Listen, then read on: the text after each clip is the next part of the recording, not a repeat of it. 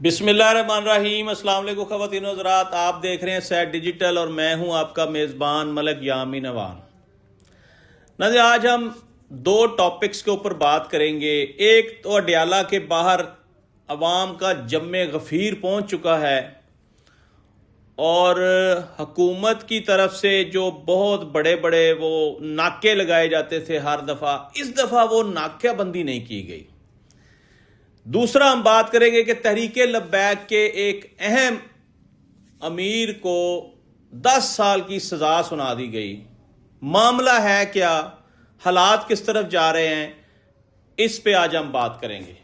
नाज़रीन, इस वक्त पाकिस्तान जो है वो मसाइलिस्तान बना हुआ है और हर शख्स जो है वो अपनी अपनी कहानी सुनाकर पैसे बना रहा है, चाहे वो अपोजिशन वाले हों, चाहे वो फार्म 47 वाले हों, सब दिन रात माल बनाने पे लगे हुए हैं और तहरीक इंसाफ के कारकुनान में काफ़ी ज़्यादा तजाद पाया जाता है।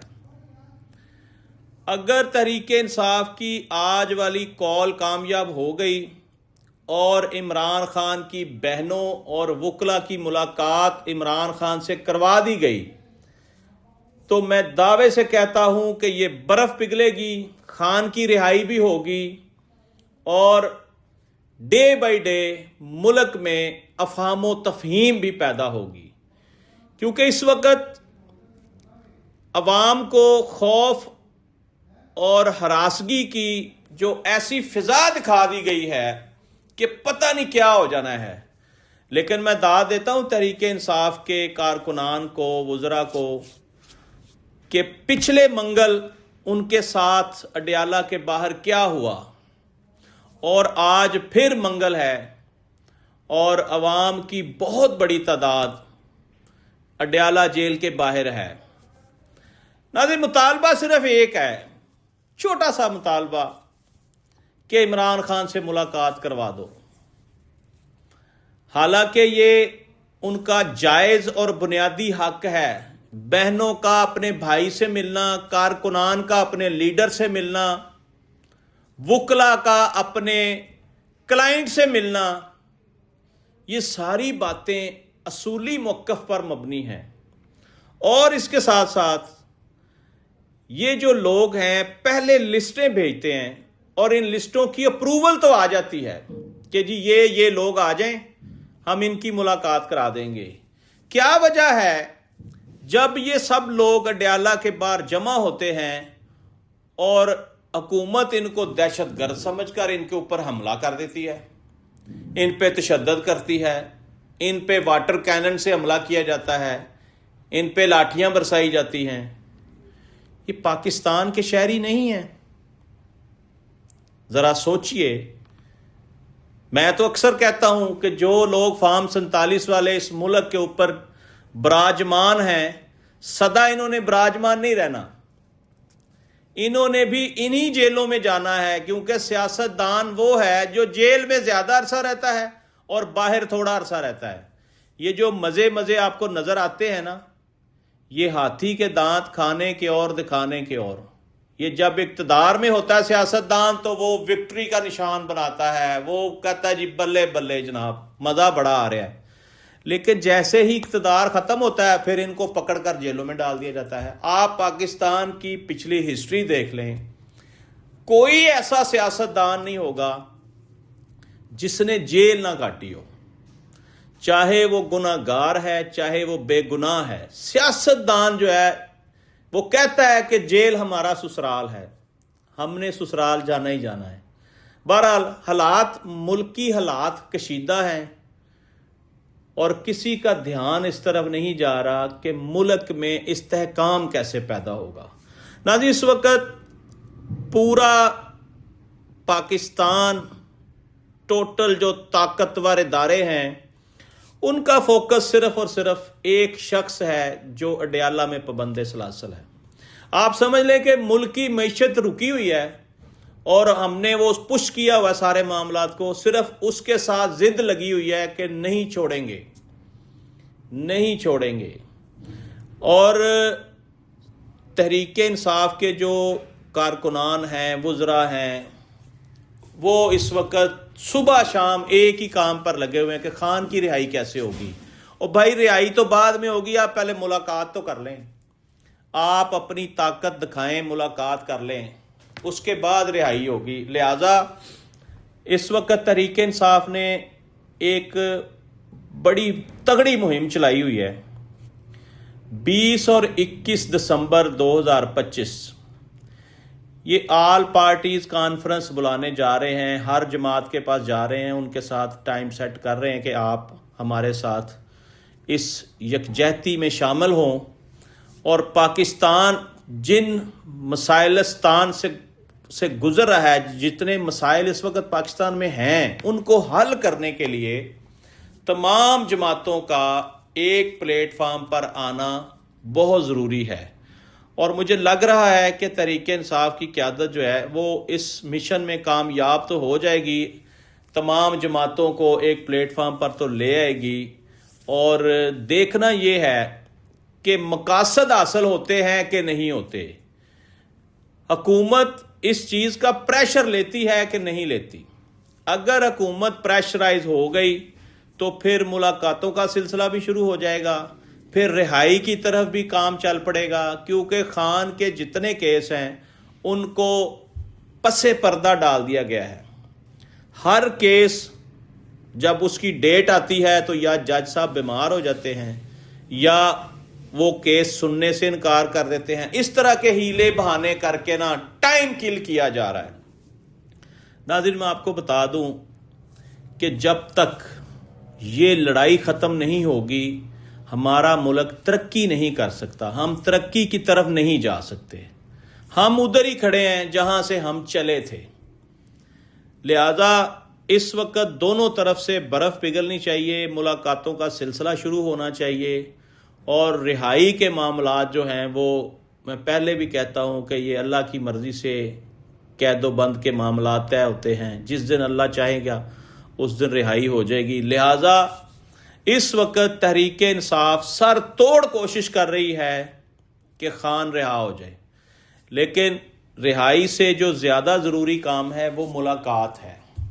ناظرین، یہاں یہ بھی بتایا جا رہا ہے، آج کل ہمارا سورس یہ بتا رہا ہے کہ پچھلے 15 دن سے اس کام کے اوپر بڑی محنت ہو رہی ہے کہ خان کو کسی طریقے سے ڈیالہ سے شفٹ کر دیا جائے۔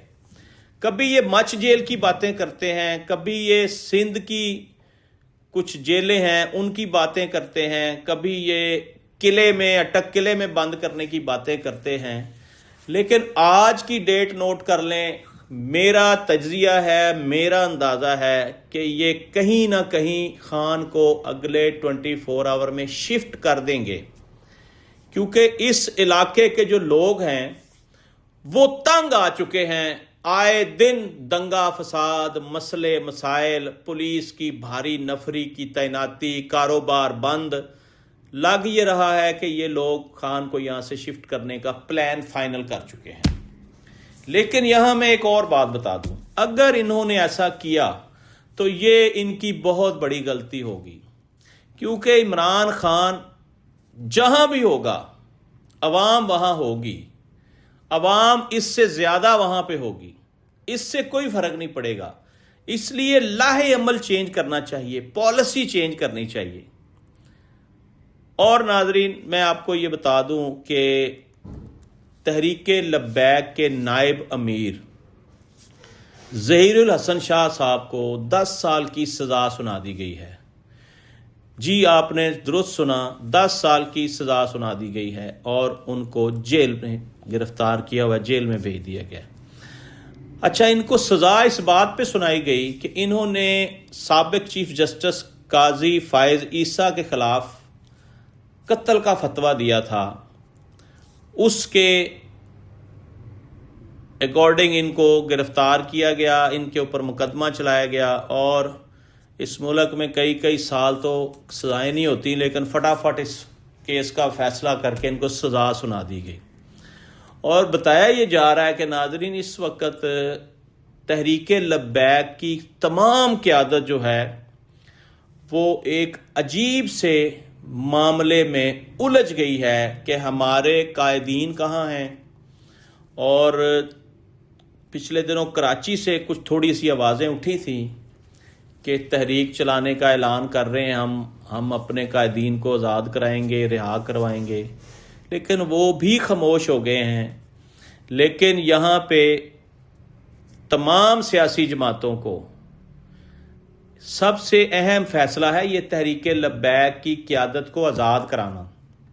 یہ جہاں تحریک پی ٹی آئی والے جو 21 کو یہ جو تمام آل پارٹیز کا کانفرنس کرنے جا رہے ہیں، اس میں تحریک لبیک کو بھی شامل ہونا چاہیے۔ یہ اپنا مدعا رکھیں کہ ہماری قیادت کہاں ہے، ہمیں بتایا جائے۔ اگر وہ منظر عام پر آ جائیں، سعد رضوی اور انس رضوی جن کے بارے میں میں اکثر کہتا ہوں کہ وہ بچے ہیں، ان کی اتنی عمریں نہیں ہیں، ان کا اتنا ایکسپیرینس نہیں ہے، تو ان کے لیے بھی کوئی آسان راستہ بنانا چاہیے، ان کو چھوڑنا چاہیے۔ ناظرین، آج مولانا فضل الرحمان جو کہ جمعیت علماء اسلام فیک کے سربراہ ہیں، انہوں نے بڑی دھواں دھار پریس کانفرنس کی۔ انہوں نے کہا ہمارا ملک غلامی کی زنجیروں میں جکڑا ہوا ہے، ہم 75 سال سے قید ہیں، ہمیں غلامی سے آزادی چاہیے، ہمیں تمہارے پھینکے ہوئے ٹکڑے نہیں چاہیے، ہمیں اپنی مرضی سے ملک کو چلانے کی اجازت دی جائے، ہم اس ملک کو خود بنایا ہے، ہم نے خود بنایا، ہم خود چلائیں گے۔ لیکن دیکھنا یہ ہے کہ مولانا فضل الرحمان اور باقی تمام سیاسی جماعتیں جو اس وقت دیوار کے ساتھ لگی ہوئی ہیں، ان کے لیے کوئی سپیس نکالی جاتی ہے یا نہیں نکالی جاتی؟ لگ تو یہ رہا ہے کہ آگ بھڑکائی جائے گی، ٹھنڈی نہیں کی جائے گی۔ حالات اس طرف جا رہے ہیں۔ تمام جماعتیں ناظرین اس وقت ایک دوسرے کے اگینسٹ ہی ہیں، یعنی کوئی ایک دوسرے سے کوئی محبت والا سسٹم نہیں ہے، کیونکہ جو لوگ اقتدار میں ہیں ان کو یہ پتہ ہے کہ اگلی دفعہ ہمارا اقتدار نہیں ہے، تو وہ رج کے لوٹنے والے چکر میں لگے ہوئے ہیں کہ جتنا ہو سکتا ہے لوٹ لیں اس ملک کو۔ لیکن اللہ کا کرم ہے کہ اس ملک کو جتنا آج تک لوٹا گیا، یہ اتنا ہی زیادہ ترقی، پاورفل، معدنیات کے ذخائر، یعنی جتنا لوٹتے ہیں اتنا اللہ تعالیٰ اس کو پلس کر دیتا ہے۔ دنیا میں اس کی ویلیو پلس ہوئی ہے، مائنس نہیں ہوئی۔ ناظرین، یہاں جاتے جاتے ایک بات کرنا بڑی ضروری ہے۔ آج 16 دسمبر ہے اور 11 سال پہلے 16 دسمبر کو ہمارے ننھے منھے پھول اے پی ایس اسکول کا واقعہ آپ کو یاد ہوگا۔ ظالموں نے، دہشت گردوں نے اندھا دھند فائرنگ کی اور 143 یا 45 ہمارے بچے شہید کر دیے گئے۔ ان کی یاد کا یہ دن ہم ہر سال جو ہے مناتے ہیں، ان کے سوگ میں ہم برابر کے شریک ہیں۔ یہ وہ نقصان ہے ناظرین جو کبھی پورا نہیں ہو سکتا۔ اللہ تعالیٰ ہمارے ملک کو اندرونی اور بیرونی خطرات سے بچائے اور دہشت گردوں سے، ظالموں سے اس ملک کو محفوظ رکھے، اور ان بچوں کے لیے ضرور فاتحہ خوانی آج کیجیے گا، ان کے صالح ثواب کے لیے، ان کے والدین کے لیے، صبر جمیل کے لیے کہ اللہ تعالیٰ ان کو صبر جمیل عطا فرمائے۔ ان کا بڑا حوصلہ ہے، والدین کا بڑا حوصلہ ہے۔ وہ وقت یاد کر کے رونگٹے کھڑے ہو جاتے ہیں کہ کس طرح ماؤں نے اپنے بچوں کی لاشیں ہاتھوں میں اٹھائیں، اور خون سے لت پت لاشیں، اور کیا جگرے ہیں ماؤں کے۔ میں ان ماؤں کو سلام پیش کرتا ہوں۔ اللہ تعالیٰ ان سب کی مغفرت فرمائے اور ان کو جنت الفردوس میں اعلیٰ مقام عطا فرمائے، اور لواحقین کو صبر جمیل عطا فرمائے، اور اس ملک کے لیے آنے والا 16 دسمبر بہت اچھی خوشخبریاں لے کر آئے۔ یہاں خوشحالی ہو، یہاں امن ہو، یہاں ترقی کا پہیہ چل چکا ہو۔ ابھی پورا 1 سال ہمارے پاس ہے اور ہم اس ملک کی ترقی میں اپنا رول ادا کر سکیں۔ ناظرین، اپنا اور اپنے اس چینل کا بہت سا خیال کیجیے گا، اور لائک، سبسکرائب اور شیئر کیجیے گا اگر آپ کو میری بات پسند آئی ہو، اور پاکستان کے لیے ڈے بائی ڈے اچھا اور اعلیٰ سوچئے گا، اس ملک کی بہتری کے لیے اپنا اپنا رول ادا کیجیے گا۔ آج تک کے لیے اتنے، ناظرین اپنے میزبان ملک یامین نوان کو اجازت دیجیے۔ پاکستان زندہ باد۔